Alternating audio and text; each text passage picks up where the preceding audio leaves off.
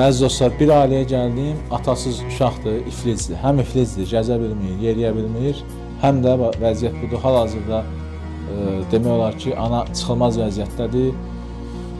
Yəni, təcili yardım çağırıbdır, yəni tutmaları tutur, beynində kistdir. Onlar tutur, yazıq həm psixi problem yaşayır, həm iflic, gəzə bilmir, həm ağrıyır, narahatdır. Həm anaya sadəcə nə lazımdır anlayasınız? Dəstək.